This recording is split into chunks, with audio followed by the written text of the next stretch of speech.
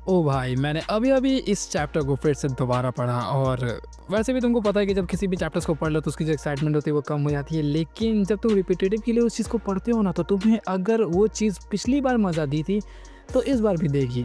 And of course इस बार भी मुझे बहुत मज़ा आया। जी हाँ, मैं बात कर रहा हूँ क्यान फन वर्सेस वांग लिन। यहाँ पर क्यान फन वर्सेस वांग लिन जो होता है वो अलग ही एनर्जी के साथ होता है। तुमको लिटरली वो सभी चीज़ें फ़ील होती है। मैंने नॉवेल्स पढ़ा लेकिन जब तुम नॉर्मल में एपिसोड्स को देखोगे तब तुम्हें सच में वो फ़ील मोमेंट मतलब तुम्हें पता चला कि हाँ, एक अलग एनर्जी के साथ ही उन लोगों ने फ़ाइट की है। और सच में मैं जब पढ़ रहा था तब मुझे बहुत मज़ा आ रहा था। मैंने रिपीट में भी पढ़ा तो मुझे लगा कि शायद से उतना मज़ा नहीं आया, लेकिन सेम एनर्जी, सेम वाइब मुझे फ़ील होती है। सो अब तक आप लोग समझ रहे हो कि आज की इस वीडियो में हम लोग किस बारे में बात करने वाले हैं। And of course this was the battle between Qianfeng and Wang Lin. और यहाँ पर सिर्फ क्यानफंग और वांग लिन के बीच में फाइट नहीं होती, बल्कि वहाँ पे और भी लौंडे लपाटे आपस में लगे पड़े थे जिनकी फाइट देख के मज़ा आता है। लेकिन इन दोनों ने इतना ऑरा फार्म किया है, मतलब क्यानफंग को भी एक हद तक मैं रिस्पेक्ट दे सकता हूँ, क्योंकि वो दिखाता है वांग लिन को कि हाँ, तेरे पास अगर ट्रेजर्स है तो मेरे पास उससे दुगना है। इसके अलावा इस बैटल के अंदर मैं लियू में ज़ूकुएज़ी, युनकुएज़ी, इनफैक्ट तुओ सेन, जी हाँ, तुम लोग सही सुन रहे हो। तो मैं ज़्यादा टाइम को वेस्ट नहीं करके वीडियो को स्टार्ट कर देता हूँ।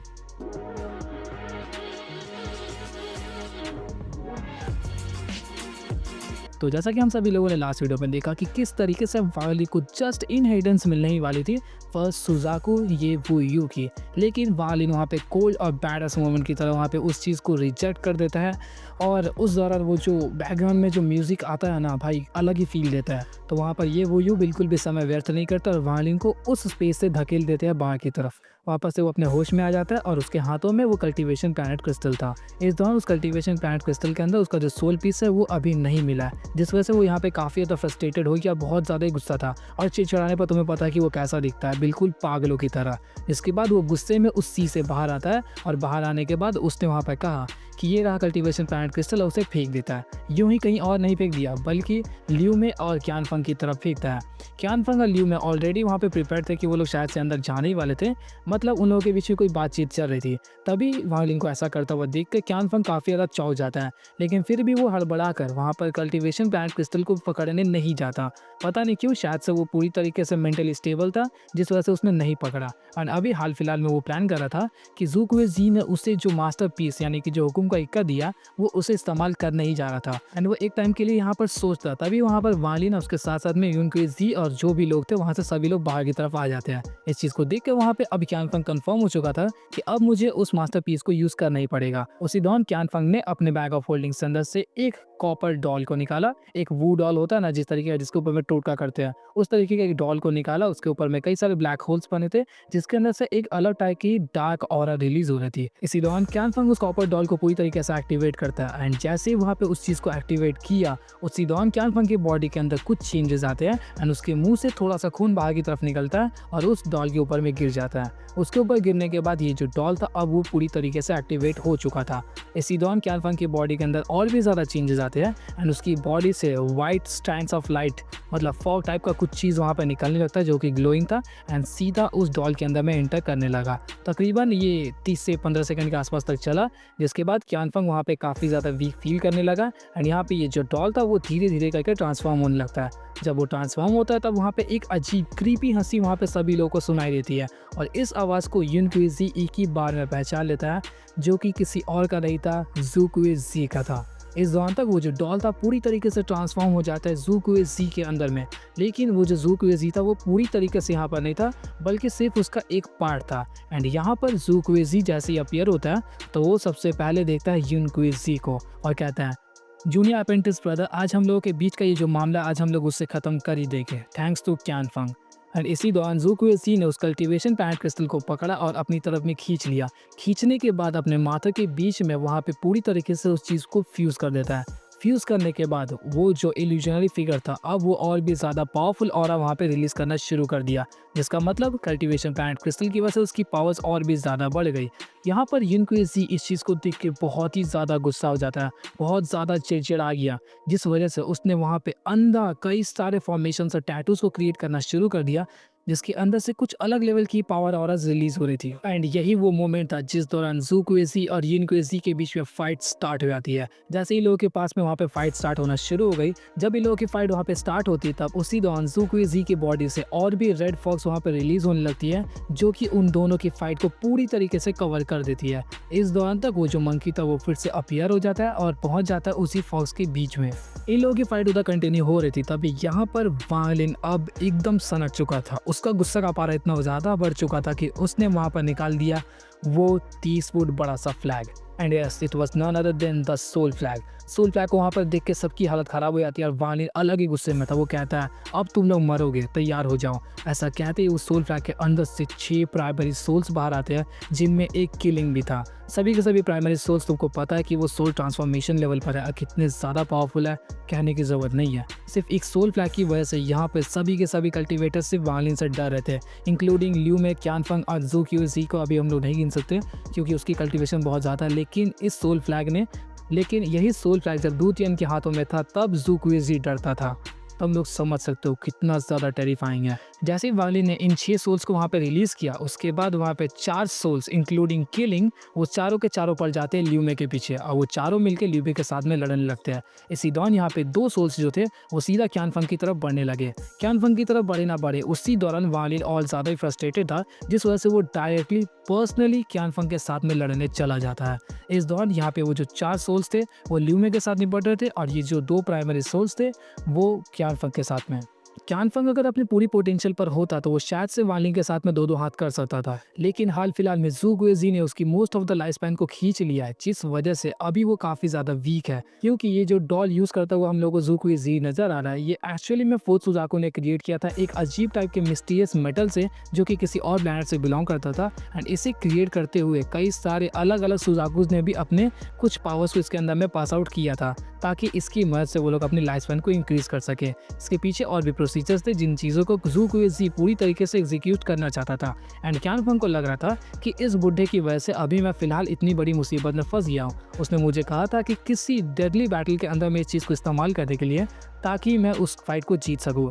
लेकिन अगर शायद से मैं करता तो ओपोनेंट के हाथों मरने से पहले ये डॉल पूरी की पूरी पावर्स को मेरी ऑलरेडी चूस लेती और मुझे खत्म कर देती। इस दौरान वो ज़ू कुएज़ी को यहाँ पे काफ़ी ज़्यादा बुरा भला कह रहा था, लेकिन एक्चुअली में हमें पता चलता है कि ज़ू कुएज़ी इस चीज़ को अभी प्लान करना शुरू नहीं किया, बल्कि क्यानफंग जब छोटा था तब से प्लान करना शुरू कर दिया था, जिस वजह से क्यानफंग का यहाँ पे गुस्सा होना was just a waste of time. Qianfeng की पावर्स कम थी, जिस वजह से अभी वो डायरेक्टली वांग लिन के साथ नहीं लड़ सकता, लेकिन स्टिल जब वांग लिन उसके ऊपर में हमला करने आएगा तो वो उस चीज़ को रोकेगा ही। वांग लिन वहाँ पे निकाल देता है जायंट डीमन कैन का वो एक्स एंड सीधा उस एक्स से क्यानफंग के ऊपर में हमला कर देता है। क्यानफंग के पास में भी एक पावरफुल सिकल टूल था, तुम लोगों को याद होगा, वो सुई टाइप का चीज़, उसका इस्तेमाल करता है सीधा वांग लिन के ऊपर में, जिसके साथ वो एक्स और वो चीज़ जैसे ही टकराते हैं तो काफ़ी तेज़ धमाका होता है। इस धमाके के बाद हम लोगों को लियू में को दिखाया जाता है, जो कि उन चारों सोल्स के बीच में घिर गई थी, लेकिन वो काफ़ी ज़्यादा स्मार्ट और स्टेबल है। उसने अपने मुंह से कुछ व्हाइट लाइट्स को वहाँ पे रिलीज़ किया, जिसके बाद वो उन चारों सोल्स को चकमा देकर उनके बीच से बाहर निकल जाती है। लेकिन स्टिल वो चारों सोल्स अभी भी हाथ मुंह धोकर उसके पीछे पड़े हुए थे और उसके साथ में उसकी फाइट अलग ही चल रही थी। इसी दौरान यहाँ पे हम लोग को वापस से ज़ू कुएज़ी और यिन कुएज़ी का भी फाइट नजर आया, जिसके अंदर से सिर्फ टेरिफाइंग ऑर्डर्स रिलीज हो रही थी और क्या हो रहा है अंदर में किसी को नजर नहीं आना। लेकिन वो जो मंकी है वो उन्हीं रेड फॉग के अंदर में है और वहाँ पे वो क्या कर रहा है कोई नहीं जानता। तभी सडनली यहाँ पे वापस से हम लोग को क्यानफंग और वांग लिन की फाइट नजर आती है और यहाँ पर क्यानफंग बोलता है, वांग लिन मुझे बिल्कुल भी मजबूर मत करो। लेकिन वांग लिन इन बातों को सुनने के लिए बिल्कुल तैयार नहीं था।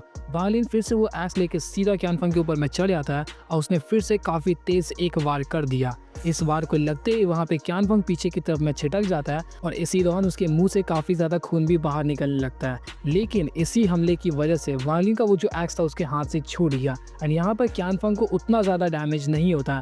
इसी दौरान हम लोग को पता चलता है कि उसके कपड़े फट चुके हैं पूरी तरीके से और उसका शरीर वहाँ पे रिवील होने लगा। एंड यहाँ पर वांग लिन के हाथों से वो एक्स इसलिए छूट गया था क्योंकि क्यानफंग की बॉडी के ऊपर एक अलग टाइप का ही सील अपने आप वहाँ पे अपीयर हो गया, जो कि कुछ और नहीं था बल्कि था सुजाकू सील।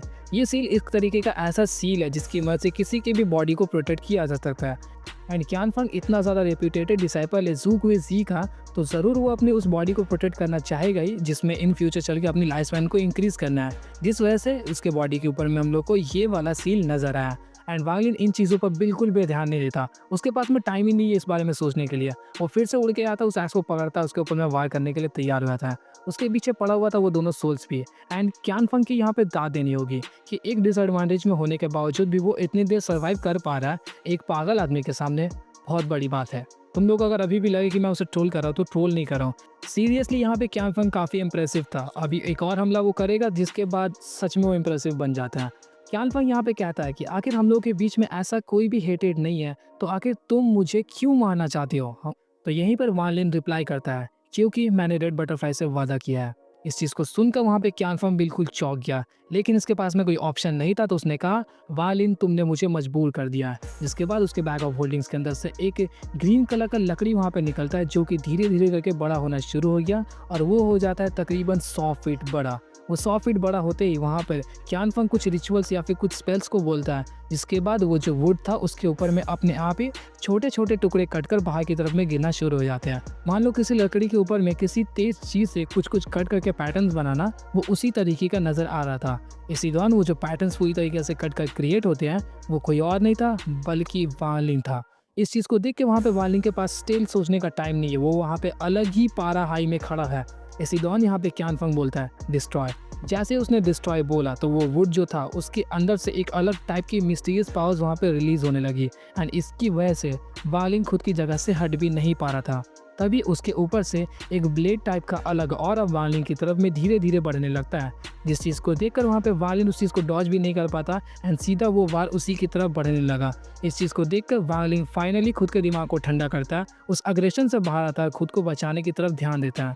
इसी दौरान उसने कई सारे सोल्स को वहाँ पर बुलाया एंड बुलाने के बाद उसके आसपास में वो जो डिसॉर्टेड स्पेस या फिर जो भी एक अलग एनर्जी थी जिसकी वजह से वो नहीं जा पा रहा था, उसको वो वहीं पे पूरी तरीके से तोड़ देता है। तोड़ने के बाद उसने फाइनली उस हमले को डॉज किया।